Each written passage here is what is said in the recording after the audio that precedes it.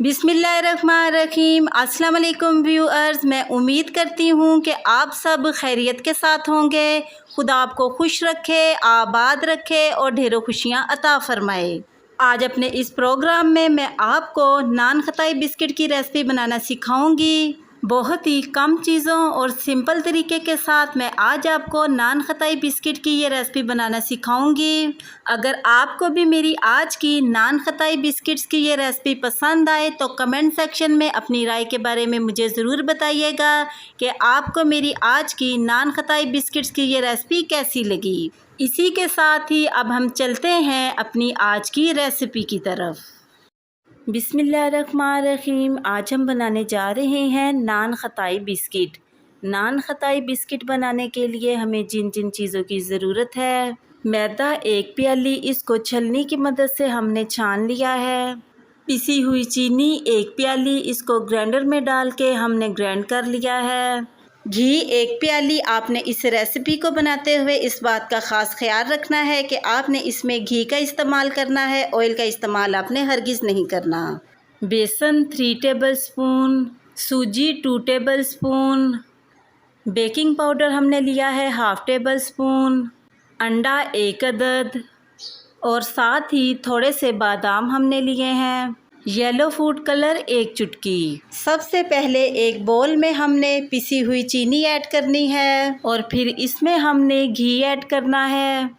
चीनी को हमने चम्मच की मदद से घी में मिक्स कर लेना है। ये बहुत ही आसानी के साथ घी में मिक्स हो जाएगी। चीनी घी में अच्छे तरीके के साथ मिक्स हो चुकी है। एक बोल में हमने सबसे पहले मैदा ऐड करना है, फिर इसमें हमने बेसन ऐड करना है और साथ ही सूजी ऐड करनी है, बेकिंग पाउडर ऐड करना है। चम्मच की मदद से इन सारी चीज़ों को हमने मिक्स कर लेना है। तमाम चीज़ें मैदे में अच्छे तरीके से मिक्स हो चुकी हैं। फिर इसमें हमने घी और चीनी का पेस्ट ऐड कर देना है। हाथों से इसको अच्छी तरह से मिक्स करना है। इसको मिक्स करते हुए आपने ख्याल रखना है कि आपने इसको आटे की तरह बिल्कुल भी नहीं गूंदना। सारी चीज़ों को हमने अच्छे तरीके से मिक्स कर लिया है। 15 से 20 मिनट के लिए हमने इसको कवर करके रख देना है ताकि हमारा मैदा और बाकी चीज़ें अच्छे तरीके से सेट हो जाएं। 15 मिनट गुजर चुके हैं और हमारा मैदा बिस्किट बनाने के लिए बिल्कुल रेडी हो चुका है। इस स्टेप पर हमने थोड़ा सा आटा लेना है और इसको अपने हाथों की मदद से इस तरीके के साथ हमने गोल करना है और फिर अपने हाथों की मदद से इस तरीके के साथ हमने इसको थोड़ा सा प्रेस कर लेना है। हमारा ज़बरदस्त सा नान खताई बिस्किट बिल्कुल रेडी हो चुका है।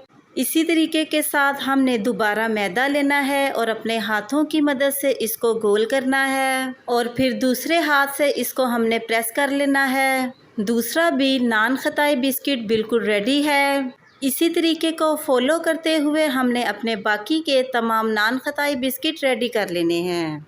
हमने अपने तमाम बिस्किट रेडी कर लिए हैं। एक बर्तन में हमने 1 अंडा लेना है और इसमें 1 चुटकी हमने येलो फूड कलर ऐड करना है। फूड कलर को हमने अंडे में मिक्स कर लेना है। कलर अंडे में अच्छे तरीके से मिक्स हो चुका है। एक ब्रश की मदद से हमने अपने तमाम नान खताई के ऊपर इस तरीके के साथ अंडा लगाना है। इसी तरीके को फॉलो करते हुए हमने अपने तमाम नान खताई बिस्किट के ऊपर अंडा लगा लेना है। अपने तमाम बिस्किट्स पर हमने अंडा लगा लिया है।